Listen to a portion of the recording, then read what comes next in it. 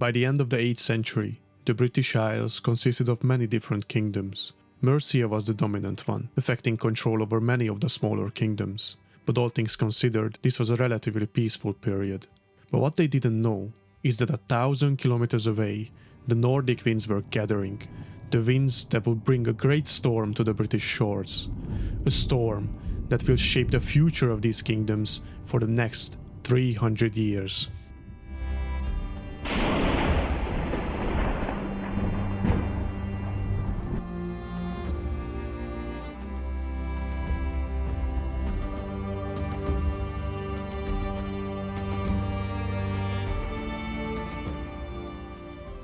Around the year 789, in the Norwegian region of Hordaland, at least 3 ships departed. Their intention and destination is unknown. One thing is certain, they reached the shore of Wessex.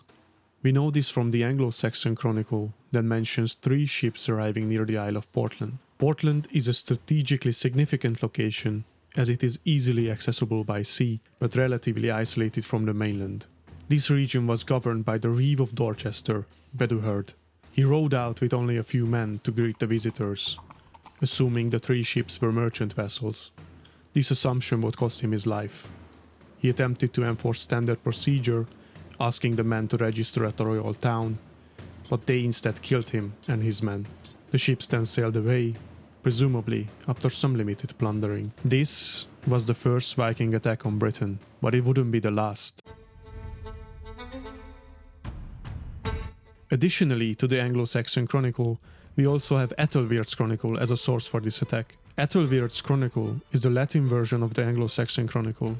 It mentions that the raiders came from Hordaland in western Norway, but it also mentions them as Danes. This word was commonly used to describe all Scandinavians during this period. We don't know if the Vikings had knowledge of the British shores previous to this encounter, but after this they surely did. There are theories how the Vikings got there. The storm might have thrown the ships off course. Or they were already raiding or trading in France and they just stumbled upon Portland by the winds in the English Channel, pushing them towards it. We don't know this for certain. But we do know that this attack is not noted as the start of the Viking Age. Portland just wasn't that important. Even though there was some concern in Mercia/Kent, they did create a royal act against seaborne pagans with migrating fleets in 792. There wasn't any widespread panic in the kingdoms. Just a year later, the Lindisfarne Monastery was attacked, and to understand why this was such a shocking event, that it started an age, we have to look at the monastery's history. According to Beda's Ecclesiastical History of the English People, the monastery of Lindisfarne was established in 635 by an Irish monk named Aidan. He was requested by King Oswald to revive the Christian mission in the north.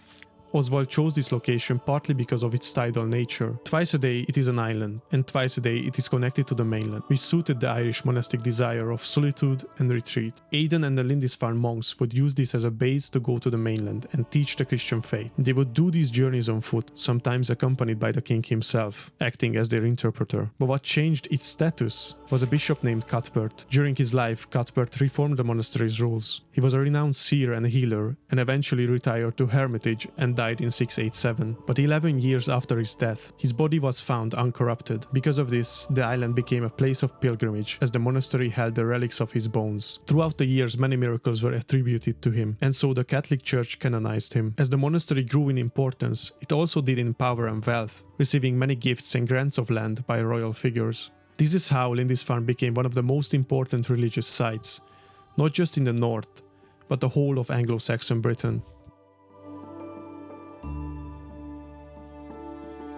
The best contemporary source for the attack on June 8, 793 is Alcuin, an 8th century scholar who at the time of the attack was head of the School of Palatine in Charlemagne's court in Aachen. He wrote in his letters that the attack on one of Britain's holiest sites was not a coincidence.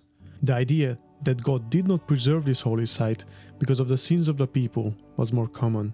He wrote in a letter to Bishop Haibald of Lindisfarne, "What assurance is there for the churches of Britain if Saint Cuthbert, with so great a number of saints, defends not its own?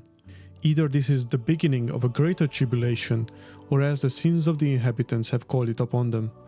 Truly, it has not happened by chance, but is a sign that it was well merited by someone. But now you who are left, stand manfully, fight bravely, defend the camp of God. Although he did not specify the sins the people may have committed, what happened just a few years earlier in Northumbria could show the answer. The Northumbrian king Elfwald was killed by conspirators led by the nobleman Sigga, who then ended his own life the same year as the Viking raid. These could have been the sins Alcuin was alluding to. The Anglo-Saxon chronicle also gives a very detailed image why this was divine retribution. Here were dreadful forewarnings come over the land of Northumbria and woefully terrify the people. These were amazing sheets of lightning and whirlwinds, and fiery dragons were seen flying in the sky. A great famine soon followed these signs, and shortly after in the same year, on the 6th day before the Ides of January, the woeful inroads of heathen men destroyed God's church in Lindisfarne Island by fierce robbery and slaughter. While the chronicle indicates that the raid occurred in January, this was probably a clerical mistake, as sailing on the North Sea in the winter is very dangerous even for experienced seafarers like the Northmen. It is now generally accepted that it happened on June 8th. It's also possible that 4 years later, the same raiders attacked the monastery.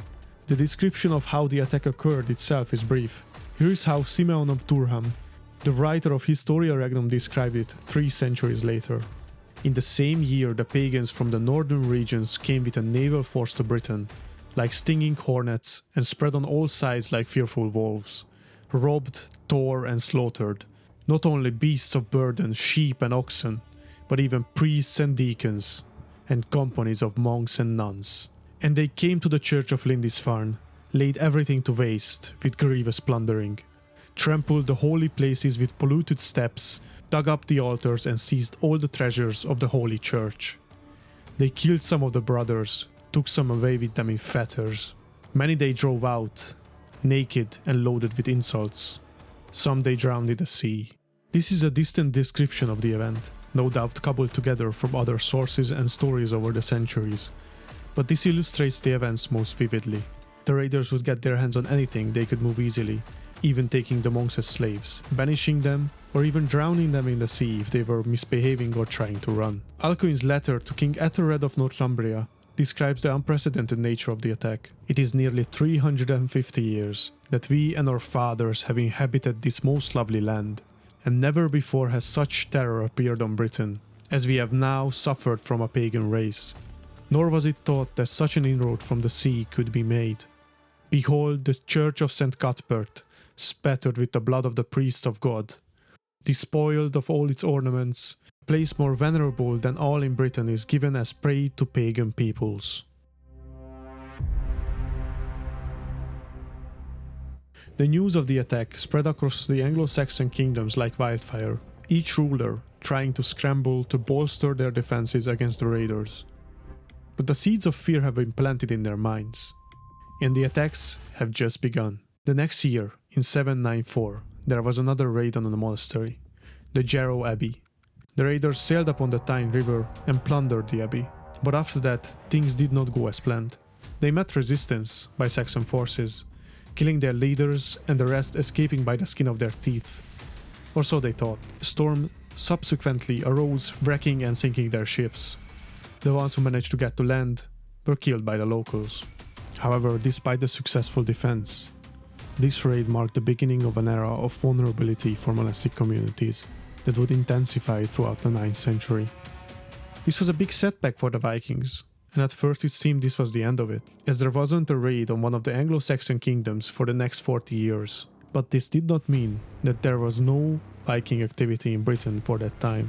Oh no, they simply moved their focus to Scotland and Ireland for better opportunities. But nothing could have prepared the Anglo-Saxons what would come after the end of that 40 years.